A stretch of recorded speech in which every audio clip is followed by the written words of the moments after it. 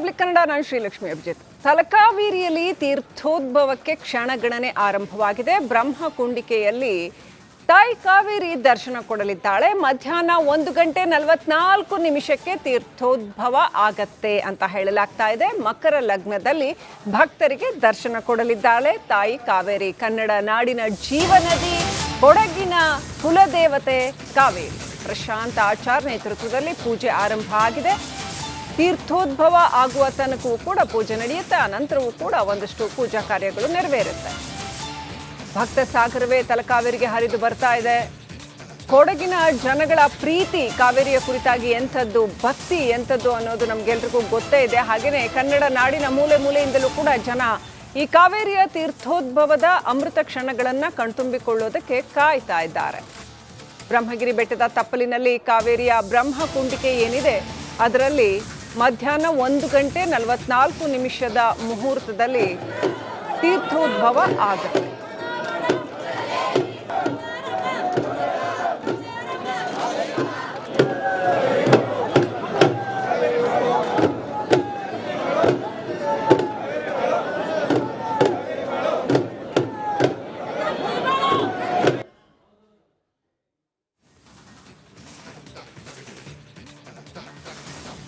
ದಕ್ಷಿಣ ಗಂಗೆ ಕಾವೇರಿ ತೀರ್ಥೋದ್ಭವಕ್ಕಾಗಿ ಇಡೀ ಕರ್ನಾಟಕದ ಭಕ್ತಗಣ ಕಾಯ್ತಾ ಇದೆ.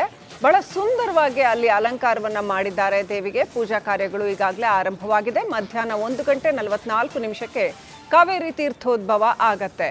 ಕೊಡವರು ತಮ್ಮ ಸಾಂಪ್ರದಾಯಿಕ ಶೈಲಿಯಲ್ಲಿ ಕಾವೇರಿಗೆ ಗೌರವ ಸಮರ್ಪಣೆ ಮಾಡ್ತಾ ಇದ್ದಾರೆ.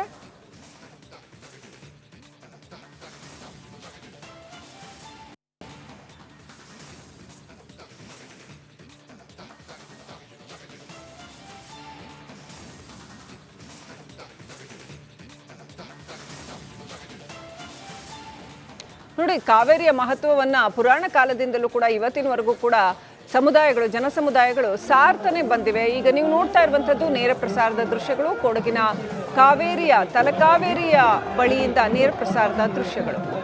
ನೀನು ಕೆಲವೇ ಕ್ಷಣಗಳಲ್ಲಿ ತಲಕಾವೇರಿ ಆ ಒಂದು ಸ್ಥಾನದಲ್ಲಿ ಕಾವೇರಿ ತೀರ್ಥೋದ್ಭವ ಆಗಲಿದೆ.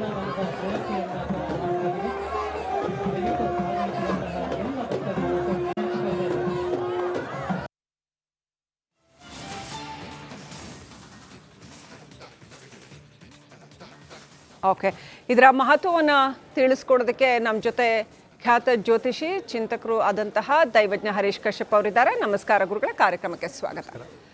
ಕಾವೇರಿ ಕುರಿತಾಗಿ ಸಾಕಷ್ಟು ಶ್ಲೋಕಗಳಿದ್ದಾವೆ. ಕಾವೇರಿಯನ್ನು ದಕ್ಷಿಣದ ಗಂಗೆ ಅಂತೀವಿ. ಕಾವೇರಿ ತೀರ್ಥೋದ್ಭವಕ್ಕೋಸ್ಕರ ನಾವೆಲ್ಲ ಇಷ್ಟೊಂದು ಪ್ರೀತಿಯಿಂದ ಕಾಯ್ತೀವಿ. ಕೊಡವರಿಗೆ ದೇವತೆ, ಕುಲದೇವತೆ. ಅದರ ಜೊತೆಗೆ ಕಾವೇರಿ ನದಿಯ ಮಹತ್ವ ಏನು? ಶೃಂಗಾರ ಸಿಂಧುಂ ಸಭುಜಂಗಶಾಯಿನಂ ಶ್ರೀರಂಗವಾಸಂ ಕೃತಮಂಗಲಂ ಸತಾಂ ಅಮಂದಧೀಹಿ ದೇವಂ ವಂದತಾಗತಃ ಕವೇರಕನ್ಯಾ ಹಿಮವಾಯು ಸೇವಿತಂ ಅಂತ ಒಂದು ಶ್ಲೋಕದಿಂದ ನಮ್ಮ ತಾಯಿ ಕಾವೇರಿಯ ಸ್ಮರಣೆಯನ್ನು ಮಾಡ್ತಕ್ಕಂಥ ಸಮಯ.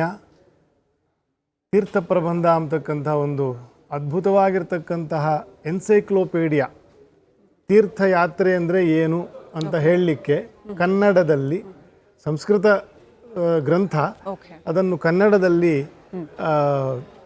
ಅನುವಾದನ ಮಾಡಿರತಕ್ಕಂತಹ ಒಂದು ತೀರ್ಥ ಪ್ರಬಂಧ ಅಂತ ಪರಮಗುರುಗಳಾಗಿರ್ತಕ್ಕಂಥ ಶ್ರೀ ವಾದಿರಾಜ ಸ್ವಾಮಿಗಳು 450 ವರ್ಷದ ಹಿಂದೆ ರಚಿಸಿರ್ತಕ್ಕಂಥ ಗ್ರಂಥದ ಒಂದು ಕಾವೇರಿ ನದಿಯ ಒಂದು ಶ್ಲೋಕದಿಂದ ನಾವು ನಿಮ್ಮ ಈ ಒಂದು ಕಾವೇರಿಯ ಸ್ಮರಣೆಯನ್ನು, ಕಾವೇರಿಯ ತೀರ್ಥೋದ್ಭವ ಆಗ್ತಾ ಇದೆ ಅಂತಹ ಸುಸಂದರ್ಭದಲ್ಲಿ, ಸುಮುಹೂರ್ತದಲ್ಲಿ ನಾನು ಸ್ಮರಣೆಯನ್ನು ಮಾಡ್ತಾ ಇದ್ದೇನೆ.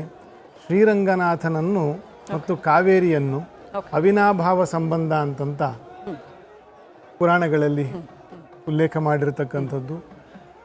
ರಂಗನಾಥ ಸ್ವಾಮಿಯ ಪಾದವನ್ನು ತೊಳಿತಕ್ಕಂತಹ ಪೂಜೆಯನ್ನು ಮಾಡ್ತಕ್ಕಂಥ ಒಂದು ಅಂಶದಲ್ಲಿ ಇವತ್ತು ನಮ್ಮ ಶ್ರೀರಂಗಪಟ್ಟಣದಲ್ಲಿ ಕಾವೇರಿಯ ಸನ್ನಿಧಾನ ಉಂಟಾಗ್ತದೆ ಅಂತಂತ ಇವತ್ತು ಅಲ್ಲಿ ಉತ್ಸವ ಶ್ರೀರಂಗ ಪಟ್ಟಣದಲ್ಲಿ. ಅದಕ್ಕೆ ರಂಗನಾಥನು ಸಭುಜಂಗಶಾಯಿನಂ, ಯಾವ ಸರ್ಪನ ಮೇಲೆ, ಶೇಷನ ಮೇಲೆ ಮಲಗಿದ್ದಾನೋ ಅಂತಹ ಸಭುಜಂಗಶಾಯಿನಂ ಕೃತಮಂಗಲಂ ಸತಾಂ ಕವೇರ ಕನ್ಯಾ ಅಂತಂತ 450 ವರ್ಷದ ಹಿಂದೆ ಕೂಡ ನಮ್ಮ ಯತಿಗಳು ಕಾವೇರಿಯನ್ನು ಕೊಂಡಾಡಿರ್ತಕ್ಕಂಥದ್ದು.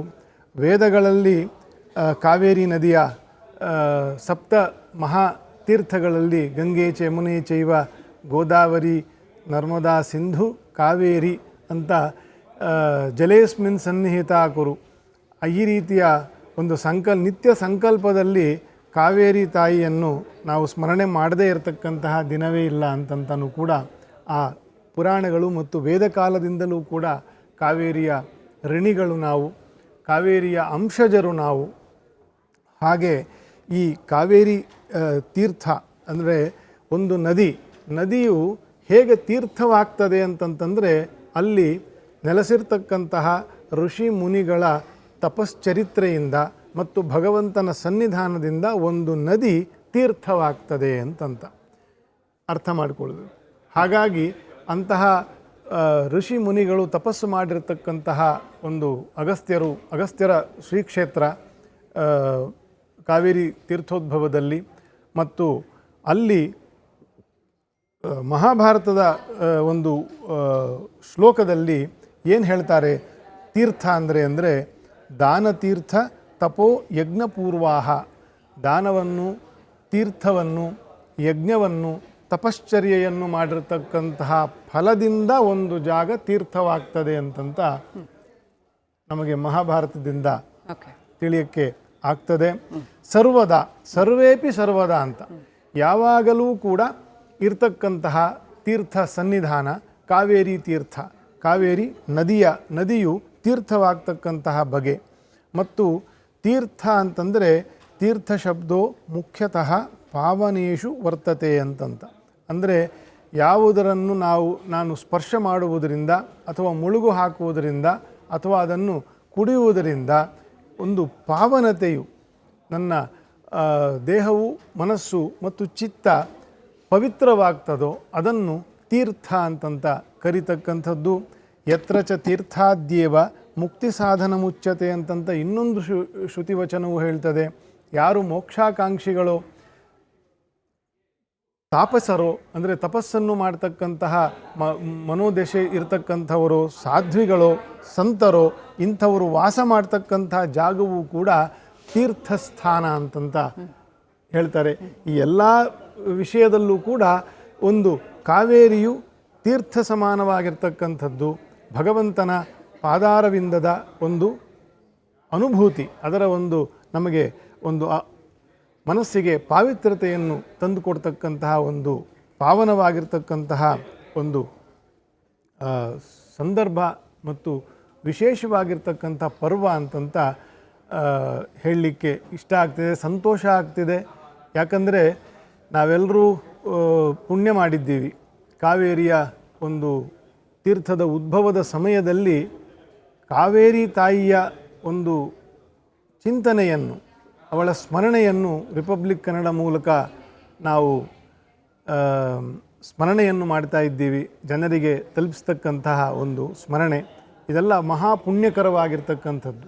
ಗಂಗೆಯನ್ನು ನೋಡಿದರೆ ಅಥವಾ ಗಂಗೆಯ ನಾಮಸ್ಮರಣೆಯನ್ನು ಮಾಡಿದರೆ ಪಾಪನಾಶ ಅಂತಂತ, ಕಾವೇರಿಯ ತೀರ್ಥವನ್ನು ಸ್ವೀಕಾರ ಮಾಡಿದರೆ ಹರಿಯ ಪಾದ ಅಂತಂತ. ಅಂದರೆ ಭಗವಂತನನ್ನು ಬೇರೆಯ ಪೂಜೆ ಮಾಡಬೇಕಿದ್ದಿಲ್ಲ, ಕಾವೇರಿ ನೀರನ್ನು ತಲೆ ಮೇಲೆ ಪ್ರೋಕ್ಷಣೆ ಮಾಡಿಕೊಂಡ್ರೆ ಸಾಕು, ದೇವರ ಪೂಜೆಯ ಏನು ಫಲವೋ ಅಂತಹ ಫಲ ಕಾವೇರಿ ಬರೀ ಪ್ರೋಕ್ಷಣೆಯಿಂದ. ಓಕೆ ಎಷ್ಟರ ಮಟ್ಟಿಗೆ ಕಾವೇರಿ ಇಂದ ಪಾಪಗಳು ನಶಿಸಿ ಹೋಗ್ತವೆ, ಎಷ್ಟು ಪವಿತ್ರಳು ಕಾವೇರಿ, ನಮ್ಮ ಬದುಕಿಗೆ ಎಷ್ಟರ ಮಟ್ಟಿಗೆ ಇದು ಅಗತ್ಯ, ಇದೆಲ್ಲವನ್ನು ಕೂಡ ಕಾವೇರಿಯ ವಿಶೇಷತೆಯನ್ನು ದೈವಜ್ಞ ಹರೀಶ್ ಕಶ್ಯಪ್ ಅವರು ಹೇಳ್ತಾ ಇದ್ರು. ಸುಮ್ಮನೆ ಅಲ್ಲ, ನದಿಗಳು ಅಂದರೆ ಬರೀ ನೀರಲ್ಲ, ಅದರ ಹಿಂದೆ ಸಾಕಷ್ಟು ವಿಚಾರಗಳೇ ಇರ್ತವೆ ಅಂತ. ನಾವು ಕಾವೇರಿ ನದಿಯನ್ನು ದೇವಿ ಅಂತ ನೋಡ್ತೀವಿ, ದಕ್ಷಿಣದ ಗಂಗೆ ಅಂತ ನೋಡ್ತೀವಿ. ಹಾಗೆ ನೋಡುವಾಗ ಕಾವೇರಿ ತೀರ್ಥೋದ್ಭವ ಐತಿಹಾಸಿಕವಾಗಿಯೂ ಪೌರಾಣಿಕವಾಗಿಯೂ ಕೂಡ ಸಹಸ್ರಾರು ವರ್ಷಗಳಿಂದ ನಮಗೆ ಬಹಳ ಬಹಳ ಮುಖ್ಯವಾಗಿ ಕಾಣುತ್ತೆ. ಆಲ್ರೈಟ್, ದೈವಜ್ಞ ಹರೀಶ್ ಕಶ್ಯಪ್ ಅವರೇ, ಕಾವೇರಿಯ ವಿಚಾರದಲ್ಲಿ ಐತಿಹಾಸಿಕವಾಗಿ ಸಾಕಷ್ಟು ಕಥೆಗಳಿದೆ. ಆದರೆ ತೀರ್ಥೋದ್ಭವಕ್ಕೆ ಈಗಾಗಲೇ ನೀವು ಒಂದಷ್ಟು ಹೇಳಿದ್ದೀರಿ, ತೀರ್ಥೋದ್ಭವಕ್ಕೆ ಇಷ್ಟು ಪ್ರಾಮುಖ್ಯತೆ ಯಾಕೆ ಇದೆ ಅಂತ. ನಮಗೆ ನಾವು ಬೇರೆ ಬೇರೆ ದೇವಸ್ಥಾನಗಳಿಗೆ ಹೋಗ್ತೀವಿ, ನಾವು ಪಾಪಕರ್ಮಗಳನ್ನು ತೊಳ್ಕೊಳ್ಳೋದಕ್ಕೆ, ಒಳ್ಳೆಯವರಾಗೋದಕ್ಕೆ ಏನೇನೋ ಮಾಡ್ತೀವಿ. ಆದರೆ ಇಲ್ಲಿ ಜಸ್ಟ್ ನೀರನ್ನು ತಲೆ ಮೇಲೆ ಚುಮಕಿಸ್ಕೊಂಡ್ರೆ ಸಾಕು ಪಾಪಗಳು ಕಳೀತವೆ ಅಂತ ಹೇಳಿದ್ರಿ. ಇಷ್ಟು ಪಾವಿತ್ರ್ಯತೆ ಅಂದರೆ ಈ ಬೇರೆ ನದಿಗಳಿಗೂ ಸಿಗ್ಬೋದಲ್ಲ, ಕಾವೇರಿಗೆ ಯಾಕೆ ಅಂತ ಪ್ರಶ್ನೆ ಬರುತ್ತೆ. ಇದು ಎಲ್ಲ ಭರತ ಭೂಮಿ ತನ್ನ ಪಾವಿತ್ರತೆಯನ್ನು ಜಗತ್ತಿಗೆ ಕೊಡ್ತಕ್ಕಂಥದ್ದು ತನ್ನ ತೀರ್ಥಗಳಿಂದಲೇ, ಗಂಗಾದಿ ತೀರ್ಥಗಳಿಂದಲೇ ಈ ಸನಾತನ ಭೂಮಿಗೆ ನಿತ್ಯ ಪಾವಿತ್ರತೆಯನ್ನು ತಂದುಕೊಡ್ತಕ್ಕಂಥ